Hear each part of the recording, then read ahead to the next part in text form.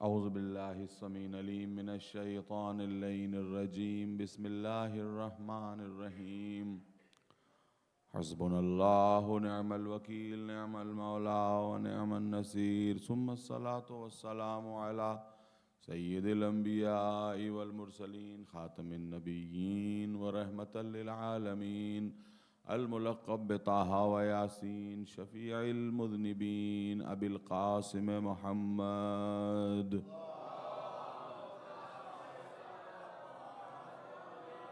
وأهل بيته الطيبين الطاهرين المعصومين المظلومين المنتجبين الهداة المهديين أما بعد فقد قال الله سبحانه تعالى وتبارك في كتابه المبين وقوله الحق بسم الله الرحمن الرحيم والعصر إن الإنسان لفي خسر صلوات پڑھیں محمد اور آل محمد پر۔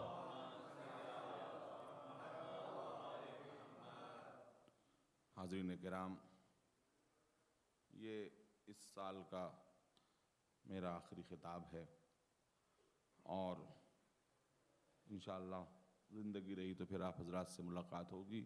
امید کرتا ہوں کہ آپ حضرات اپنی دعائے خیر میں ہم کو فراموش نہیں فرمائیں گے۔ میرے پاس وقت بھی کم ہے، لہٰذا کسی مقدمے کی کوئی گنجائش بھی نہیں ہے، ضرورت بھی نہیں ہے۔ تو میں نے سورہ عصر، جو کہ قرآن کے مختصر ترین سوروں میں سے ایک ہے، اس کی ابتدائی آیتیں آپ کے سامنے پیش کی۔ میرے دوستو، ہزاروں بار کا سنا ہوا سورہ، ہر مومن کو یہ یاد ہوتا ہے کہ جس میں ایک قسم کھائی جا رہی ہے زمانے کی، والعصر، زمانے کی قسم۔ جلدی جلدی مجھے کچھ باتیں عرض کرنی ہیں۔ آپ حضرات مجھ سے بہتر جانتے ہیں کہ لوگوں نے اس پہ بڑی بڑی بحثیں کی ہیں کہ قدرت قسم کیوں کھاتی ہے۔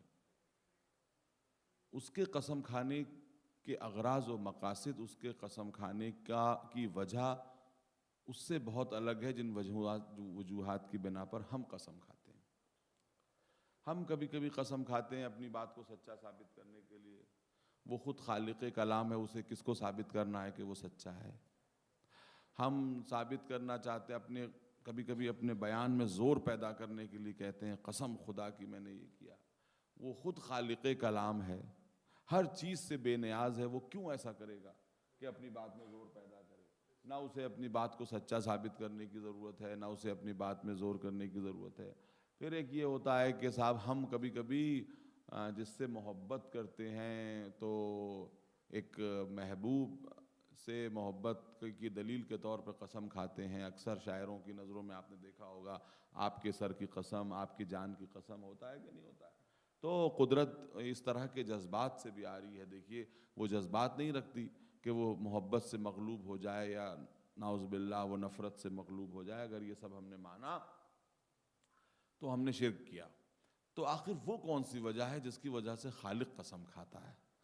یہ کوئی وجہ اس کی قسم کھانے کی نہیں ہے۔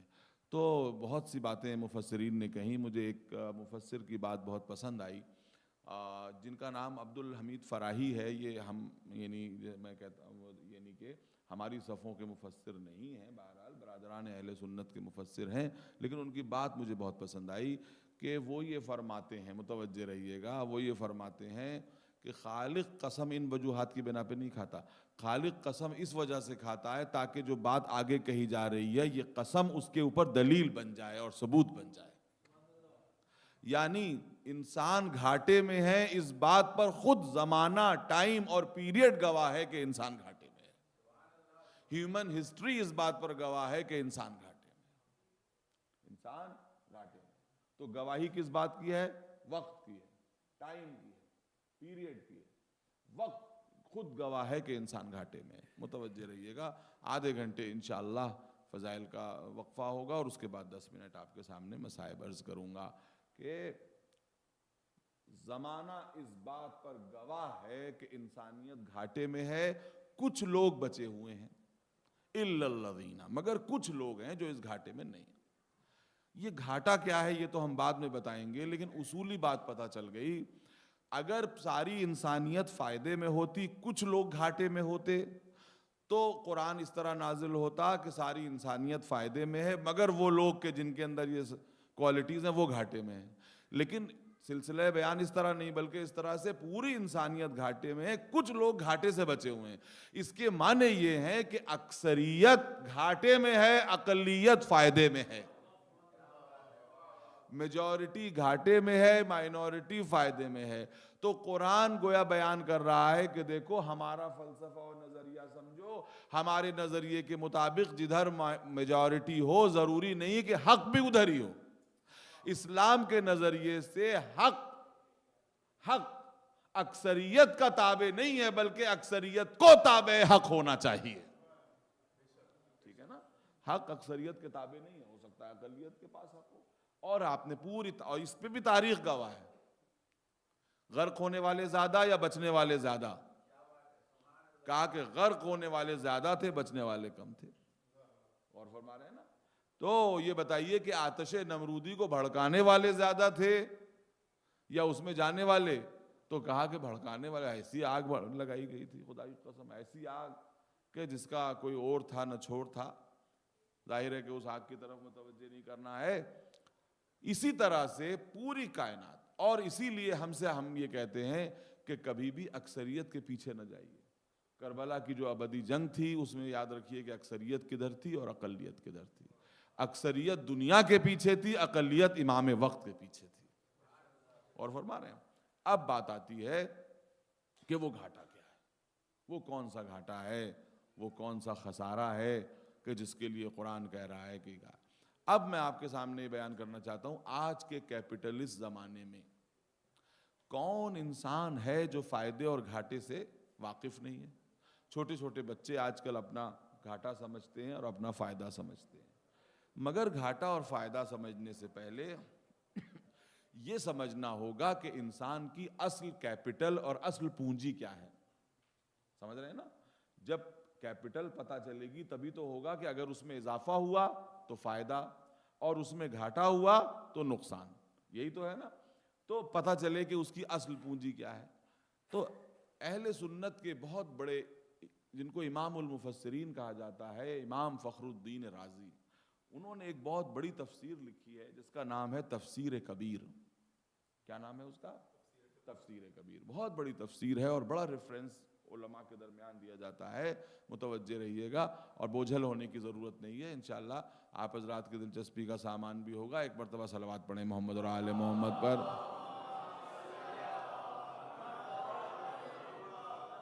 بس متوجہ رہیے کہ وہ یہ کہتے ہیں کہ جب میں تفسیر کرتے کرتے اس جگہ پہ پہنچا تو میں پھنس گیا اور مجھے کچھ سمجھ میں نہیں آ رہا تھا کہ آخر یہاں پہ اس گھاٹے سے کیا مراد ہے. نہ کچھ آگے بتایا گیا نہ پیچھے بتایا گیا, تو یہ گھاٹا ہے کیسا گھاٹا؟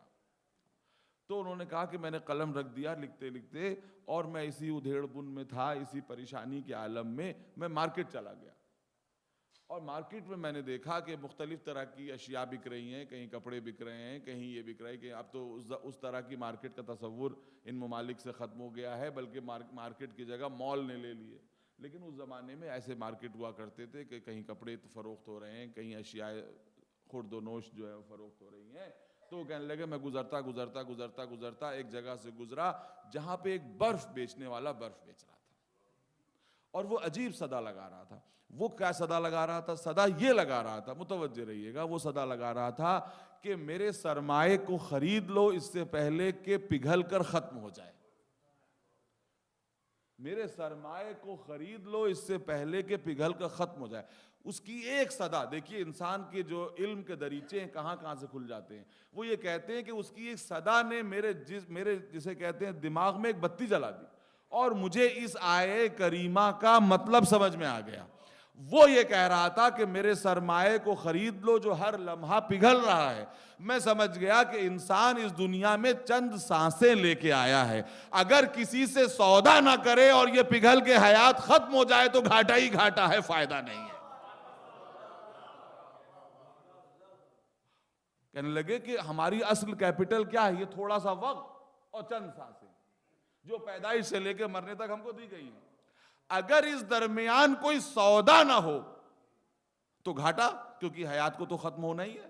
اور بالکل کس طرح سے ہر آنے والا لمحہ ہماری زندگی سے لمحوں کو ختم کر رہا ہے. سیکنڈ کو ختم کر رہا ہے، منٹ کو کر رہا ہے، گھنٹے کر رہا ہے، سیکنڈ منٹ بن جاتے ہیں، منٹ گھنٹے بن جاتے ہیں، گھنٹے دن بن جاتے ہیں، اور پتہ نہیں چلتا کہ کیسے عمر عزیز چلی گئی۔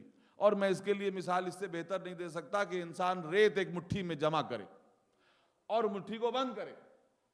وہ یہ سمجھتا ہے کہ میری مٹھی میں ریت بھری ہوئی ہے، لیکن ریت ہلکے ہلکے سرکتی جاتی ہے۔ تھوڑی دیر کے بعد جب وہ مٹھی کھولتا ہے تو دیکھتا ہے کہ مٹھی خالی تھی۔ ہم یہ سمجھتے ہی رہتے ہیں کہ ابھی ہمارے پاس بہت وقت ہے، وقت کب نکل جاتا ہے پتہ نہیں چلتا، اور آخر کا وقت آ جاتا ہے۔ اکثر دیکھیے کتنی دبے پاؤں، بچپنا دبے پاؤں لڑکپن میں داخل ہو جاتا ہے، لڑکپن دبے پاؤں جوانی کی منزلوں میں قدم رکھ لیتی ہے، اور جوانی کیسے دبے پاؤں ادھیڑ عمر کے سنگلاخ وادیوں میں داخل ہو جاتی ہے، اور ادھیڑ عمر کیسے ضعیفی کے صحرا میں پہنچ جاتی ہے پتہ نہیں چلتا، پتہ نہیں چلتا۔ اور اکثر ہم کو عمر کا احساس خود نہیں ہوتا بلکہ دوسرے دلاتے ہیں۔ جب بھائی کہنے والی آوازیں انکل کہنے لگے، اور انکل کہنے والی آوازیں جب دادا کہنے لگے، اور فرما رہے ہیں نا آپ، یہ ہمارے ملکوں کا یہی حال ہے، اور یہاں بھی یقیناً یہی ہوگا کہ جب ہم بھیا کہنے والی آوازوں سے انکل سننے لگتے ہیں تو ہم کو اندازہ ہوتا ہے کہ اس کے معنی یا یہ کہ اپنی داڑھی کو دیکھتے رہتے ہیں کہ یہ جو ہے وہ کب تک سیاہ رہتی ہے اور کب سفید ہو جاتی ہے، تو ہم کو پتہ چلتا ہے میرے دوستو کہ عمر عزیز ڈھلتی چلی جا رہی ہے۔ ہر آنے والا دن ہماری عمر میں سے ایک دن کو کم کر رہا ہے۔ تو بات یہ ہے کہ سودا ہونا چاہیے۔ اگر اس سرمایے کا سودا نہیں کیا اور یہ برف پگھل گئی تو گھاٹا ہی گھاٹا ہے۔ اب دیکھیے قدرت نے اسی کتاب میں اعلان کیا کہ سودا بھی ہم کیے دیتے ہیں۔ ان اللہ اشترى من المؤمنین انفسهم واموالهم بان لهم الجنہ۔ خریدار خداوند عالم اللہ نے خرید لیا ہے مومنین کی مال اور ان کی جان کو، اور اس کے بدلے میں قیمت کیا قرار پائی؟ بِأَنَّ لَهُمُ الْجَنَّةِ، اور قیمت جنت قرار دی۔ خریدنے والا کون؟ خالق کائنات۔ دیکھیے چیزوں کی قیمت ویسے ہی بڑھ جاتی ہے اگر کوئی بڑا خریدار قیمت لگانے لگے، اگر بڑا قیمت جو ہے لگانے لگے تو چیزوں کی قیمت ویسے ہی بڑھ جاتی ہے۔ قدرت کہہ رہی ہے کہ یہ حیات جو ختم ہو جانے والی ہے اسے ہمارے ہاتھ بیچ دو، مگر یاد رکھنا ایسی جان بیچنے کے لیے لانا جسے پیسوں کے بدلے نہ بیچا ہو۔ سیکنڈ ہینڈ مال ہم نہیں خریدا کرتے، جس کو کسی کے ہاتھ نہ بیچا ہو اس کو ہمارے ہاتھ لا کے بیچو۔ صلوات پڑھیں محمد اور آل محمد پر۔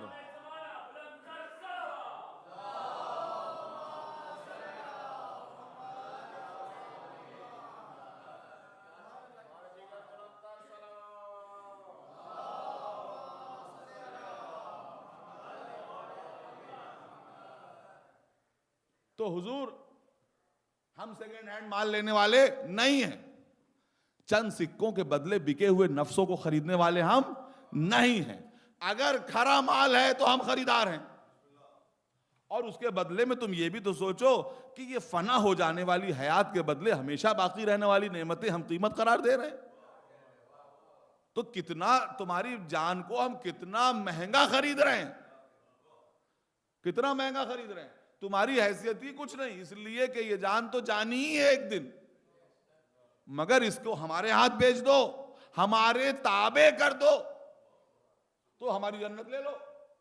تو حضور یہاں پر ایک جملہ کہہ دوں تاکہ آپ حضرات یہ پوری مجلس جاگ جائے اور محفل جاگ جائے کہ اگر مومن کا نفس بکے تو قیمت جنت قرار پائے، اور اگر امیر المومنین کا نفس بکے تو جنت اس کے لیے چھوٹی پڑ جائے گی۔ قدرت کہے گا میری مرضی لے لو، اپنا نفس مجھے دے دو۔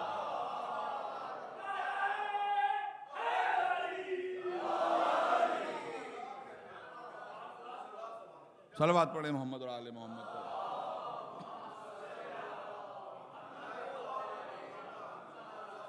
یہ بینامہ بھی قرآن میں موجود ہے، جیسے وہ بینامہ موجود ہے کہ ان اللہ اشترا، اشترا کے معنی خرید لینا،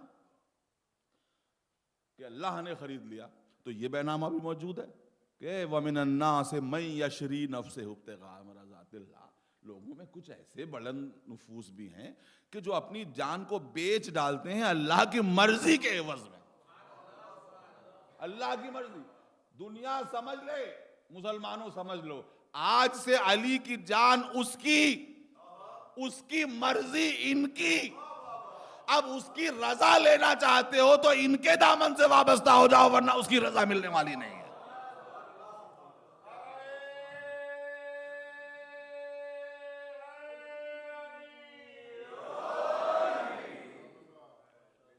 تو اس کی رضا ان کی. کس اعتبار سے اپنے نفس کو بیچا؟ خدا کی قسم اگر امامت اپنی جان کی گارنٹی پا کے سو جاتی تو نفس اتنا محترم نہ بنتا کہ وہ اللہ کی مرضی کے عوض بک سکتا. یا رسول اللہ آپ کی جان بچ جائے گی؟ کہاں بچ جائے گی. عجیب بات ہے، میں عجیب منزلوں کی طرف آپ کو لے جا رہا ہوں. کیسی مبارک وہ رات تھی کہ نبی کی چادر اوڑھ کر کے اس طرح سوئے کہ کفار قریش یہ سمجھ رہے ہیں کہ نبی سو رہے ہیں، نبی کی شبیہ بن کے سوئے.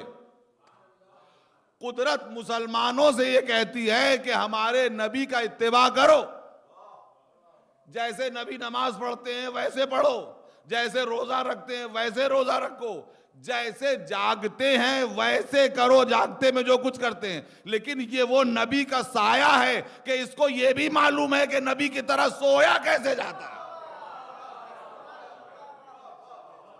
کیونکہ سونے پر کسی کا بس نہیں، سونے کی کوئی شریعت نہیں. شریعت سونے پر کہیں عمل کرواتی ہے کہ بھئی اس طرح سے سونا؟ اس لیے کہ جب آدمی سو گیا تو ہر چیز سے بیگانہ ہو گیا، ہر چیز سے آزاد ہو گیا. لیکن انہوں نے نبی کی ذات کو اتنا اپنے اندر. اب عجیب بات ہے کہ یہاں پر روایات یہ کہتی ہیں، اور اس کے لیے میں نے آپ کو زحمت دی کہ روایات یہ کہتی ہیں کہ فرشتہ رحمت نازل ہوا. کیا کہتا ہے؟ وہی جملہ جس سے آپ واقف ہیں، بخن بخن یا ابن ابی طالب، اے ابو طالب کے بیٹے مبارک ہو مبارک ہو. کیا کہنا تمہارا کہ تمہارے جذبہ ایثار کے اوپر خداوند عالم عرش اعظم پر فخر کرتا ہے فرشتوں کے اوپر. میں یہ کہوں گا کہ اے فرشتہ رحمت ذرا سوچ سمجھ کے بولو، بھئی ان کا نام بھی تو ہے علی. علی یہ کہو کہ بخن بخن یا علی، یہ کیوں کہہ رہے ہو بخن بخن یا ابن ابی طالب؟ مسلمانوں نے تو اس نام کو فراموش کر دیا، تم نے اس نام کو کیوں یاد رکھا؟ کہا کہ مسلمان احسان فراموش ہو سکتے ہیں، ہم نہیں ہو سکتے، اس لیے کہ یہ ابو طالب کی یادگار ہے. یہ آج جو کر رہا ہے کل ابو طالب اس قربانی کے جذبے کو پہلے ہی پیش کر چکے ہیں. جب بستر رسول پر کبھی ایک کو لٹاتے تھے، کبھی دوسرے بیٹے کو لٹاتے تھے، کبھی تیسرے بیٹے کو لٹاتے تھے، یہ جذبہ قربانی ابو طالب ہی کا پیدا کیا ہوا ہے جس کی تاسیس آج علی کر رہے ہیں. صلوات پڑھے محمد اور آل محمد.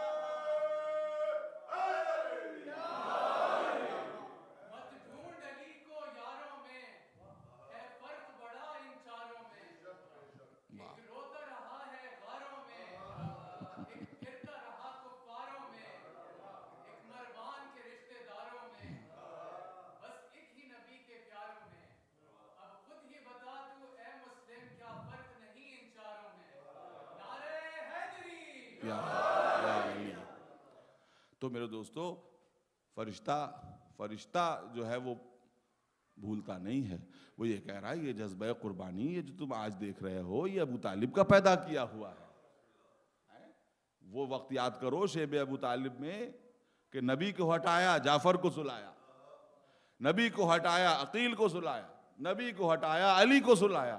عجیب بات ہے، یہ ابو طالب کی نظریں تھیں اور جذبہ ایثار و قربانی تھا کہ جس کا اظہار آج یہاں ہو رہا ہے. اور دیکھیے فرشتوں نے بھی کہا تو کہا بخن بخن یا ابن ابی طالب، اور میدان خم میں بھی جب کسی نے کہا تو کہا بخن بخن یا ابن ابی طالب. اے ابو طالب کے بیٹے، یاد رکھیے جس کا باپ بلند ہوتا ہے وہ اپنے باپ کے ذریعے پہچانا جاتا ہے. صلوات پڑھیں محمد اور آل محمد پر.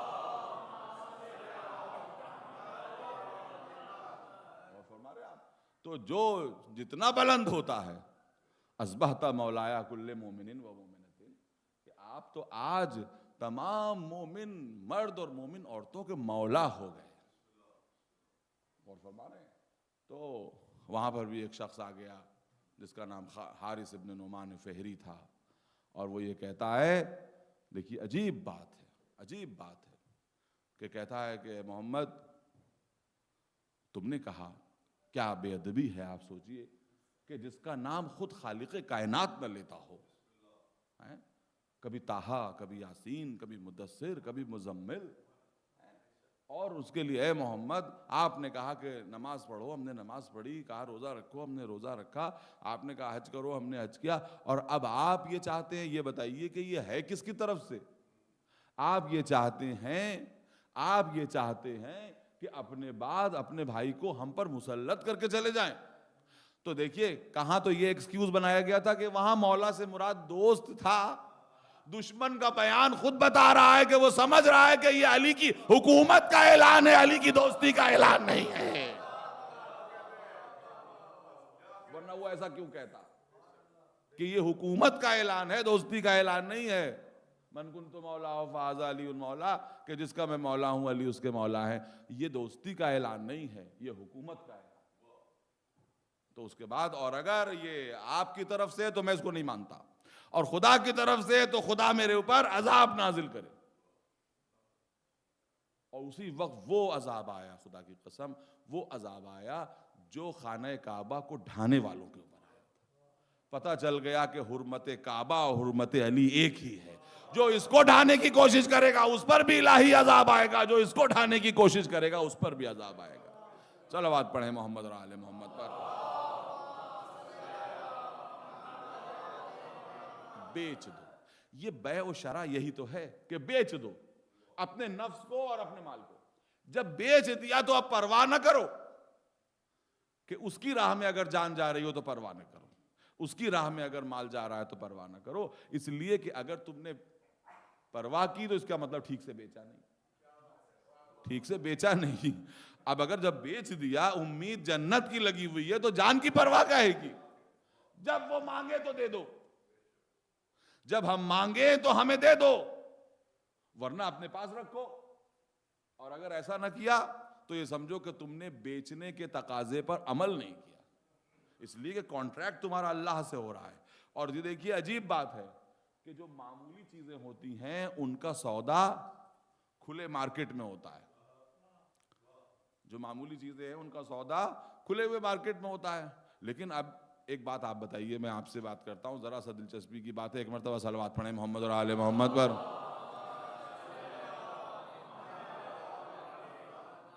हमें नहीं मालूम कि यहाँ पर हीरे जवाहरात और सोने और चांदी की दुकानें कहाँ होती हैं, कैसे होती हैं, लेकिन हम तो वही बात बताएंगे जो हमारे मुल्कों में होती है कि भाई जो मामूली सोना चांदी होता है या जो मामूली जवाहरात होते हैं वो मार्केट की दुकानों में मिलते हैं।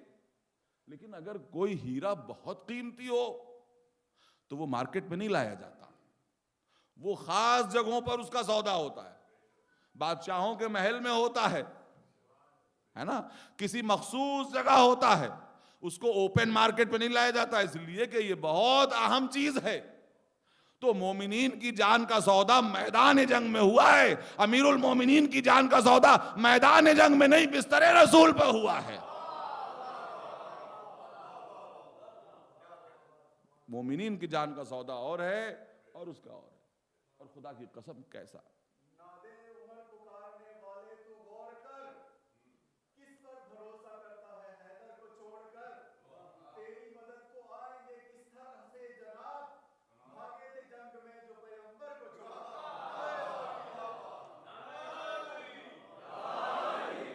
खुदावंद आलम आपको सलामत रखे। ये वही बात है कि पैगंबर जब अपनी जान का सौदा कर दिया तो फिर पूरी हयात मुस्तफ़ा में आप देखिए कि कहीं मौला ने अपनी जान की परवाह नहीं की।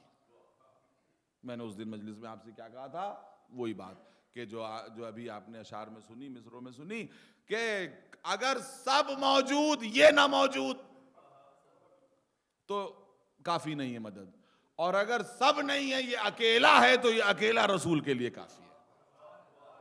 दोनों जंगें मैंने आपके सामने पेश की थी, एक जंगे ओहद है जहां सब चले गए, अकेला ये मौजूद, اور جہاں ایک جنگ خیبر ہے جہاں سب ہیں یہ نہیں ہے، سب ہے یہ نہیں ہے. اور جب سب ہیں یہ نہیں ہے اسی لیے تاکہ قدرت یہ بتا سکے کہ دیکھو تمہارے دل میں کوئی شکوہ نہ رہ جائے، کوئی شکایت نہ رہ جائے، کوئی یہ بات غم نہ رہ جائے کہ جب یہی ہر جگہ آگے رہتے تھے تو ہم کیا کرتے، اور نبی کے بھائی تھے اس لیے ان کو ہر جگہ آگے کیے رہتے تھے.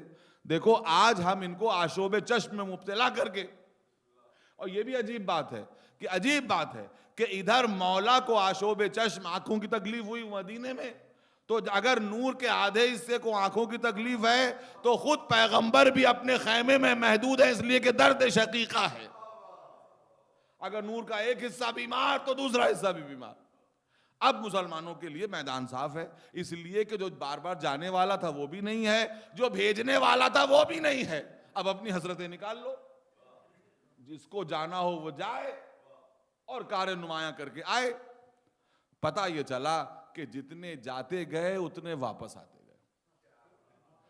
اور اب پیغمبر نے یہ کہا، دیکھیے عجیب بات ہے کہ اب لوگوں نے، لکھنے والوں نے خوب لکھا ہے صاحب، کتابیں ہیں، میں کتابوں کا ریفرنس آپ کے سامنے کیا کہوں کہ صاحب جاتے تھے اور خوب جنگ کرتے تھے اور لوٹ آتے تھے. بھئی علم کون دیتا تھا؟ کہا علم رسول تو خیمے کے اندر تھے. اب رسول نے اگلے دن یہ کہا، جب یہ ساری خبریں پہنچائی گئیں تو کہا کل میں اس کو علم دوں گا. اس کا یہ مطلب ہوا کہ اب تک جو گئے رسول کے ہاتھوں سے علم لے کے نہیں گئے، خود ہی سے علم لے کے چلے جاتے تھے. رسول نے فرمایا میں کل اس کو علم دوں گا، جو یہ کرتا ہوگا وہ کرتا ہوگا وہ کرتا ہوگا. اور تمام علامتیں میں نے اس دن آپ حضرات کے سامنے بیان کی کہ رسول کی یہ جو گفتگو ہے یہ مولا کی شان میں قصیدہ ہے کہ پوزیٹیو دیکھتے جاؤ اور نگیٹو کو سمجھتے جاؤ. کل میں اس کو علم دوں گا جو مرد ہوگا، تو جو ابھی تک گئے خاموش ہے. کل اس کو دوں گا جو کرار و غیر فرار ہوگا، تو جو ابھی تک گئے ان کے بارے میں خاموشی. اللہ اور رسول کو دوست رکھتا ہوگا، جو ابھی تک گئے وہ اللہ اور رسول کو دوست نہیں رکھتے ہوگے. اللہ اور رسول اس کو دوست رکھتا ہوگا. اللہ اکبر. آپ یہ دیکھیں کہ کتنی عجیب بات ہے کہ یہ سب ہوتے ہوئے، بس 2-4 منٹ اور اس کے بعد جلدی سے صاحب، کہ یہ جو کچھ 2-4 یعنی یہ کچھ ہوتے ہوئے بھی عام طور پہ مسلمانوں نے ساری علامتوں کے ساتھ نہیں، مگر ایسا ہے کہ دیکھیے ولایت اور وصایت اور خلیفہ کے معنی میں تو فرق ہے، اور اس طرح سے وضاحت کے ساتھ نہیں فرمایا نبی نے. آپ یہ دیکھیے کہ دنیا میں، معمولی دنیا میں آپ دیکھیے کہ ولایت اور وصایت اور خلافت کا فیصلہ اسی سے ہوتا ہے. کوئی کسی کا وارث کیسے مانا جاتا تھا؟ ابھی تک چھوٹے موٹے جو ولی ہوتے ہیں تو کہتے ہیں کہ بھئی کون ان کا وصی ہوا، کون ان کا ولی ہوا، کون ان کا وارث ہوا. تو کہا کہ بھئی جنہوں نے اپنا خرقہ، اپنی چادر، ہے نا، صوفیوں میں یہی تو ہوتا تھا کہ اپنے وصی کو اپنا خرقہ اٹھا دیا جاتا تھا. مثلاً جو ہے وہ خواجہ اجمیری جو ہیں جب دنیا سے جائیں گے تو اپنے اس ارشد شاگرد کو جس کو وہ اپنا جانشین بنانا چاہتے ہیں وہ اپنا خرقہ، اپنی چادر دے دیں گے، ہے نا، یا اپنی پگڑی، اپنا عمامہ جس کے سر پہ بٹھا دیں. یا اکثر ایسا ہوتا ہے کہ جہاں جب فوجی کوئی معاملہ ہوتا ہے تو کون جنرل ہے ان کے بعد، تو کہا کہ بھئی ان کے بعد جس کے ہاتھ میں علم ہو وہی اس کا وارث ہے، وہ اس کا وہ ہے. آپ یہ دیکھیے کہ نبی نے اپنی چادر شب ہجرت دی، نبی نے اپنا عمامہ روز خندق علی کو دیا، نبی نے اپنا علم روز خیبر علی کو دیا. مسلمانوں دیکھو نبی نے اپنا عمامہ کس کو سونپا، اپنا علم کس کو دیا، اپنی چادر کس کو دی. کہا یہ سب تو دی، مگر اس کے باوجود ہم یہ سمجھتے ہیں، متوجہ رہیے گا، مگر اس کے باوجود ہم یہ سمجھتے ہیں کہ جانشینی کا اس طرح اعلان نہیں کیا. حضور آپ یہ بتائیے کہ جب رسول نے مکہ چھوڑا تو اپنے پیچھے کس کو جانشین بنایا؟ کہا کہ مکہ چھوڑا تو علی کو جانشین بنایا. جب جنگ تبوک میں خود مدینے سے گئے تو اپنے پیچھے کس کو جانشین بنایا؟ کہا کہ علی کو جانشین بنایا. تو کہا کہ جب مکہ چھوڑیں تو علی کو جانشین بنائیں، جب مدینہ چھوڑیں تو علی کو جانشین بنائیں، اور جب دنیا چھوڑیں صلوات پڑھیں محمد اور آل محمد پر.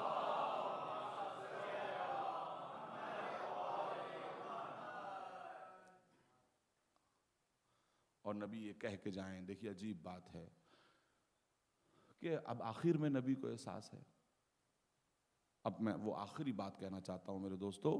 اس دن میں نے گفتگو میں اپنے بھائی سے یہ بات کہی تھی, میں چاہتا ہوں کہ میرے دوستوں تک پہنچ جائے, کہ نبی آخر وقت میں یہ کہہ رہے ہیں کہ میرے پاس ایک قلم و دوات لے آؤ. یہ بہت سنجیدہ بات ہے. دیکھیے اس میں ضروری نہیں ہے کہ آپ نعرہ حیدری لگائیں, لیکن آپ سمجھ لیجئے, کیونکہ یہ اعتراض بھی تو ہوتا ہے نا کہ جب سب کسی نے نہیں دیا تھا تو مولا نے کیوں نہیں لا کے دے دیا تھا. یہ اعتراض ہوتا ہے نا کہ جب جو ہے وہ کاغذ اور قلم نہیں دیا گیا تھا تو مولا ہی لا کے دے دیتے, تو رسول لکھوا دیتے. نبی کیا فرما رہے ہیں کہ میرے پاس قلم و دعوات لے آؤ, اور جس کو دل چاہے. بخاری شریف میں 7 جگہوں پر, تقریباً منیمم 7 جگہوں پہ یہ واقعہ ملتا ہے کہ میرے پاس جو ہے وہ قلم و دعوات لے کے آؤ, تاکہ میں ایک ایسی تمہیں وصیت لکھ دوں کہ تم میرے بعد گمراہ نہ ہو. اس کا کیا جواب دیا گیا؟ متوجہ رہیے. اس کا جواب اتنی سخت لفظوں میں دیا گیا. پہلے تو یہ کہا گیا حسبنا کتاب اللہ, کتاب خدا ہمارے لیے کافی ہے, کتاب خدا ہمارے لیے کافی ہے. اس کے بعد کیا جواب دیا گیا؟ اب میں اس بات پہ نہیں آؤں گا, اس لیے کہ اس کے لیے پھر مجلس آدھے گھنٹے آگے چلی جائے گی. اور اس کے بعد کیا کہا گیا؟ نعوذ باللہ ان الرجل لیہجر, ہذیان ہو گیا. کیسے اپنی زبان سے میں عرض کروں. تو اس کے بعد نبی نے فرمایا, اور اس بات پہ جو ہے وہ جھگڑا بڑھا, اور نبی نے فرمایا کہ نکل جاؤ میرے سامنے, سب چلے جاؤ. اب وہ سوال پیدا ہوتا ہے کہ آخر جب سب چلے گئے تھے اور مولا بھی اس مجمع میں موجود تھے, تو مولا کو جو ہے دوات و قلم لا کے دے دینا چاہیے تھا. حضور کیا آپ نے نبی کو اپنے جیسا سمجھ لیا ہے؟ نبی ہم جیسے خطاکار ذہنوں سے ہزاروں گنا زیادہ عقل رکھتے تھے. نبی قلم و کاغذ مانگ کے حالات کا اندازہ لگانا چاہ رہے تھے. نبی یہ دیکھنا چاہ رہے تھے کہ یہ گستاخ طبیعتیں کس حد تک جا سکتی ہیں. جب نبی نے محسوس کر لیا کہ میرے زندہ رہتے ہوئے مجھ پر ایسا الزام لگایا جا سکتا ہے, اب اگر میں نے تحریر کی تو میری تحریر کے نتیجے میں میرے بعد مدینے میں ایک سول وار برپا ہوگی. کیونکہ جب میرے سامنے مجھ کو جھٹلایا جا رہا ہے تو میری تحریر کو جھٹلانا ان لوگوں کے لیے کون سی بڑی بات ہے. اور اگر مدینے میں سول وار ہوگی تو اس سول وار کا نتیجہ اسلام کا خاتمہ ہوگا. یہود و نصارہ اسی امید میں تھے, یہود و نصارہ اسی امید میں تھے کہ کسی طرح سے مسلمان آپس میں لڑ جائیں اور اس کے بعد جو کچھ بچے ان کو ہم ختم کر دیں اور بات ختم ہو جائے. اس واقعے کے بعد کہا جاتا ہے کہ رسول اسلام نے امیر المومنین کو وصیت کر دی تھی کہ اے علی, اب حکومت تم تک پہنچنے والی نہیں, تم صبر کرنا اس مدت تک کے لیے. ایک مدت بھی بتا دی کہ اس مدت تک تم صبر کرنا. اور مولا نے بھی کیا فرمایا کہ خدا کی قسم جب تک میری ذات ظلم کا نشانہ بنائی جاتی رہے گی تب تک میں صبر کروں گا, لیکن ہاں اگر اسلام کو ظلم کا نشانہ بنایا جائے گا تو میں خاموش نہیں بیٹھوں گا. 25 برس کی خاموشی, علی کی خاموشی. اللہ اکبر. کتنی باتیں ہیں, میں کہاں تک بیان کروں. بس اتنا بیان کر سکتا ہوں کہ یہ ایک علی ہیں جو اسلام کی وجہ سے خاموش رہے. ایک علی کربلا میں بھی ہے کہ جو اپنے بابا کے مشن کی وجہ سے خاموش ہے, ہاتھوں میں ہتکڑیاں لیے ہوئے. یہاں علی اسلام کی جو ہے وہ نشر و اشاعت میں مشغول ہیں, وہاں سید سجاد اپنے بابا کے مقصد کی نشر و اشاعت میں مشغول ہیں. مگر اتنا فرق ہے کہ یہاں علی کے ہاتھوں میں ہتکڑیاں نہیں ہیں, پیروں میں بیڑیاں نہیں ہیں, لیکن یہ 23 برس کا علی ہے کہ جو بیمار بھی ہے, قیدی بھی ہے, جس کے ہاتھوں میں ہتکڑیاں بھی ہیں, پیروں میں بیڑیاں بھی ہیں, کوفہ و شام کے بازاروں میں لے جایا جا رہا ہے. لیکن اگر کوئی کہہ دیتا ہے, ایک شامی آ کے کہتا ہے کہ خدا کا شکر ہے کہ اس نے تم کو ذلیل و خوار کیا, امیر یزید کو کامیاب کیا, تو وہ جو سر جو طوق کے بوجھ سے جھکا ہوا تھا ایک مرتبہ زنجیروں کی جھنکار کے ساتھ اٹھا, اور اس نے کہا کہ تم قرآن کو جانتے ہو؟ تو کہا کہ قرآن سے تمہارا کیا تعلق ہے, بس یہ سننا تھا کہ آپ نے فرمایا کہ اچھا کیا تم نے قرآن میں یہ, تو اس نے کہا کہ قرآن تو مسلمانوں کی کتاب ہے. تو کہا کہ کیا تم نے قرآن میں آیے تطہیر پڑھی ہے؟ تو کہا کہ ہاں آیے تطہیر پڑھی ہے. پھر کہا کہ آیے معدت بھی پڑھی ہے؟ کہا ہاں آیے معدت بھی پڑھی ہے. کہا آیے مباہلہ پڑھی ہے؟ کہا ہاں آیے مباہلہ بھی پڑھی ہے. تو بس ایک مرتبہ یہ کہا کہ جس کا ذکر آیے تطہیر میں ہے, جس کا ذکر آیے معدت میں ہے, جس کا ذکر آیے مباہلہ میں ہے, وہ ہم اہل بیت ہی تو ہیں جس کا ذکر قرآن میں. بس ایک مرتبہ اس نے منہ پہ تماچے مارے. ہم سے تو یہ کہا گیا تھا کہ خارجی نے خروج کیا ہے, ہمیں کیا پتا تھا کہ آل رسول کو قید کر کے لایا گیا ہے. جزاکم ربکم، ہمیں کیا پتا تھا کہ آل رسول کو قید کر کے لایا گیا۔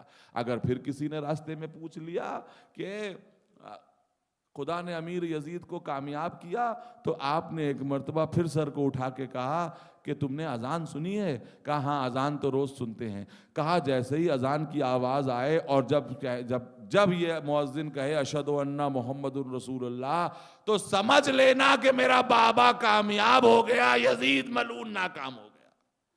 اس لیے کہ یہ لوگ نماز اور اذان سے میرے نانا کا نام مٹا دینا چاہتے ہیں، لیکن سید سجاد ایسا نہیں ہونے دے گا۔ اللہ اکبر! کیسی مصیبتیں ہیں میرے دوستو۔ میں نے مجلس کو تمام کیا، چند جملے چند کلمات سن لیجئے اور اس کے بعد مجھ کو اجازت دے دیجئے گا کہ یہ وہ اہل بیت ہیں کہ جو 1 سال تک قید خانہ شام میں قید رہے۔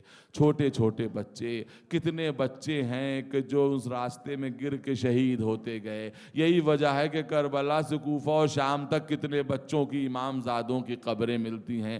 یہ وہ معصوم چھوٹے چھوٹے بھوکے پیاسے بچے تھے کہ جن کا پوچھنے والا کوئی نہ تھا، جن کا پوچھنے والا کوئی نہ تھا، بھوکے اور پیاسے معصوم بچے۔ اللہ اکبر!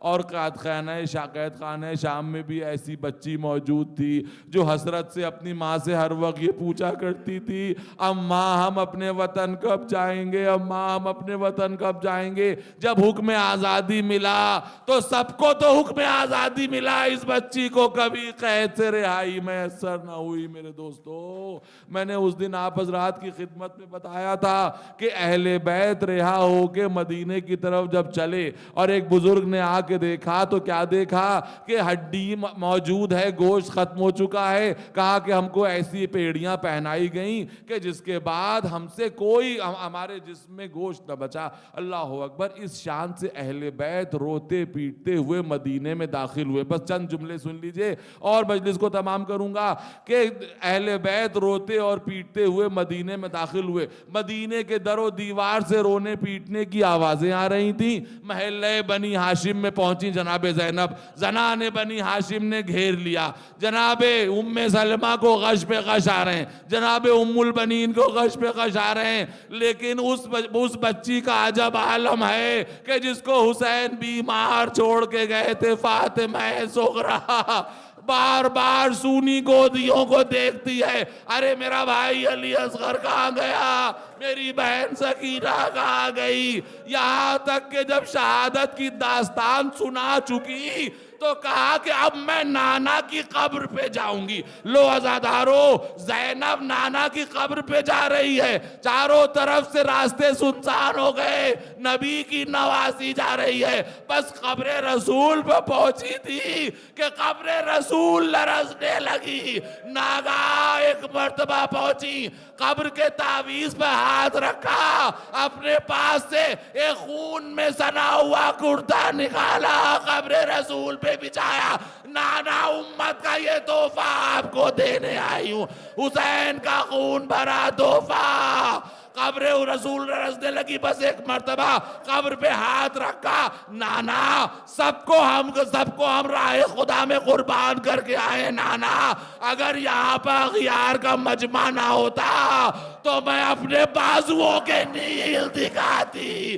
آپ کی امت نے ہمارے بازوؤں میں رسیاں باندھی، ہم کو دیار بدیار، کشا کشا درباروں سے بازار ہوتا۔ سید سجاد کے ہاتھوں میں ہتھکڑیاں، پیروں میں بیڑیاں، گلے میں طوق خاردار۔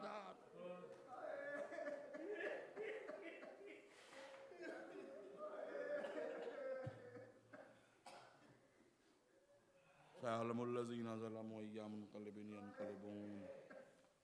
اِنَّا لِلَّهِ وَإِنَّا إِلَيْهِ رَاجِعُونَ۔ ماتم حسین۔